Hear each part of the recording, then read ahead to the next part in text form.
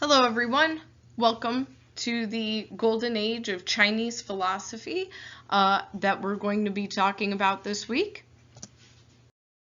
To begin, we're going to start in the spring and autumn period of the Chinese Empire, so from 771 to 476 BCE. This was the period that was ruled by the Eastern Zhou, and we talked a bit about the Zhou last time. The Zhou really ritualized the role of monarchy.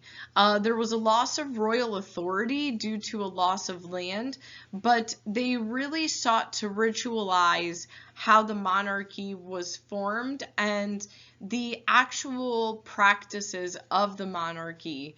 So that is to say, they tried to make the monarchy more with that connection to the divine.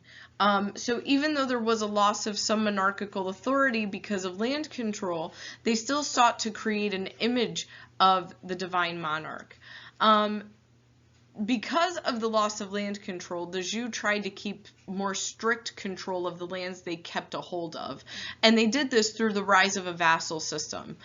This is where we see the rise of Zhou feudalism, so a hierarchical system of slaves in relation to rulers. And they established a conference of vassals where every few months the vassals would meet to discuss about the major things going on in their regions and what needed to be done to solve certain problems that were happening in that region, or if there was something good happening in that region, to let the monarch know what was happening.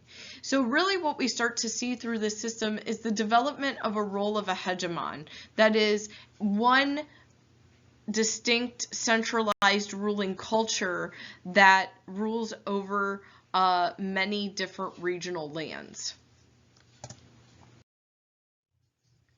There was a warring period of the states between 476 and 221 BCE, and you can see the individual states on the map on the right side of your screen. There was a unification of smaller states into 7 primary territories, which is what you see on that map. This happened because of a collapse of the Jin under the Civil War period, which caused a power vacuum in the north. Many dukes became kings in this part of the Chinese Empire, which led to a further reduction of the Zhou imperial structure. So the northern part came under the primary rule of several regional dukes rather than the Zhou Empire. The Qin becomes the first to declare a state of independence, and we remember talking about the Qin last time, and eventually there was a consolidation of these 7 states under the Qin Empire, and the Zhou eventually lost complete control in 221 BCE. This was known as the Golden Age of Chinese philosophy. There were hundreds of different schools of thought in the Chinese philosophical system. Many, many more than are even listed on this slide. But just a few of them that you see there: Confucianism, legalism, Taoism, logicians, Moism, yin and yang, which you may recognize the yin and yang symbol of balance right there on the screen. These were just a few of these philosophies, which I'm going to go over in more detail in just a moment. And then eventually Sun Tzu was a very famous military philosopher who wrote the book The Art of War. Many of you may know it, many of you may not, but we're going to talk about that with more detail in this presentation as well. So Confucianism, the ideas were taken from a man named Confucius, who was born in 555 and died in 479 BCE. He supposedly developed many of his ideas under the Shang period of rule. He emphasized family and social harmony. Rule came not from some sort of metaphysical source of authority or from some divine source of authority, but rather came from stability, balance, and a form of harmony and a structure of family. So He wasn't necessarily atheistic. This doesn't mean that there wasn't a belief in God, because there's definitely a belief in heaven, which the Chinese word was Tian. So there is a creator of some sort, but the creator doesn't have anything to do with how your state of being is. Rather, a state of being comes from staying in harmony and staying in family.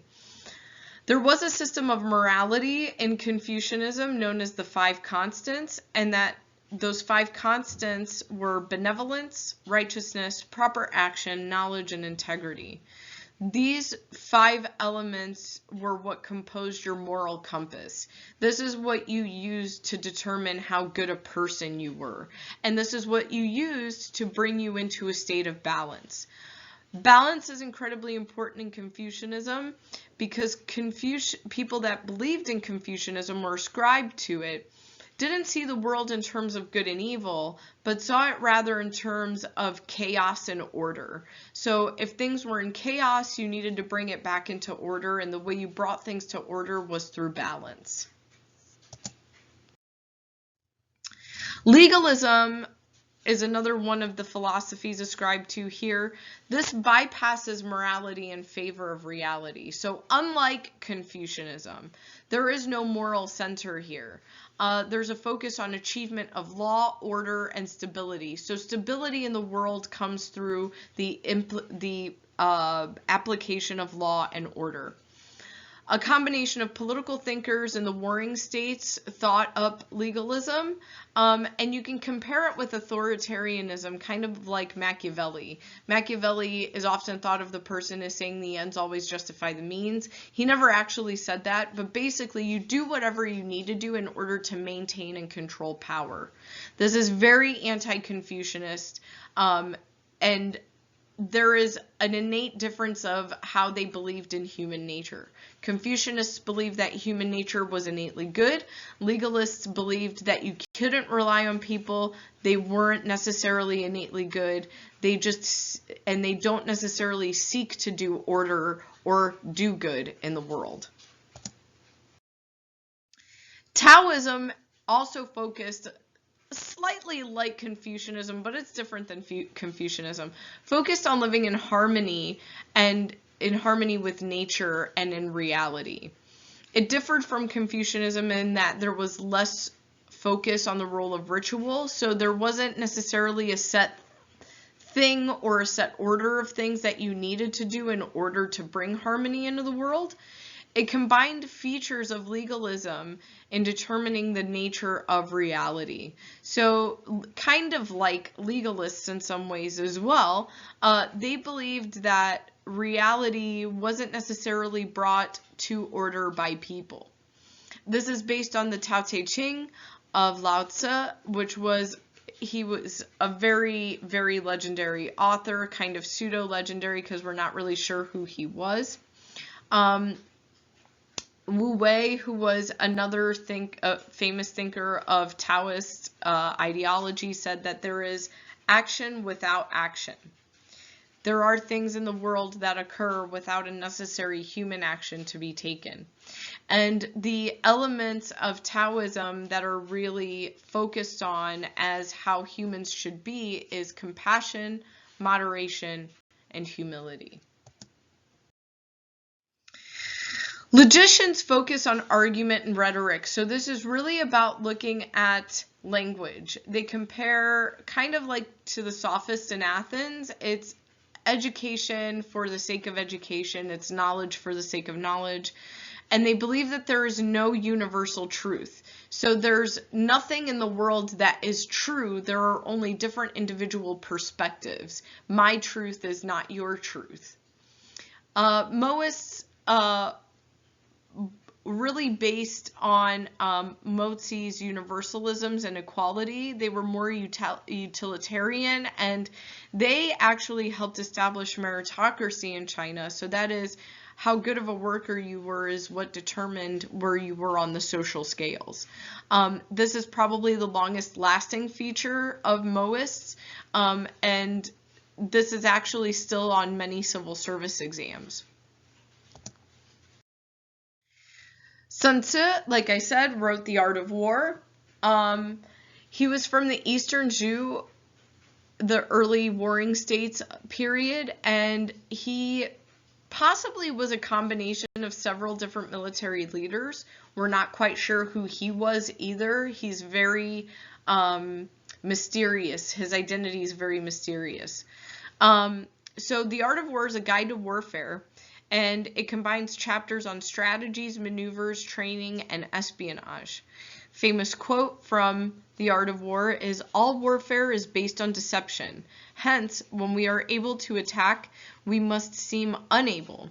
When using our forces, we must appear inactive. When we are near, we must make the enemy believe we are far away. When far away, we must make him believe we are near."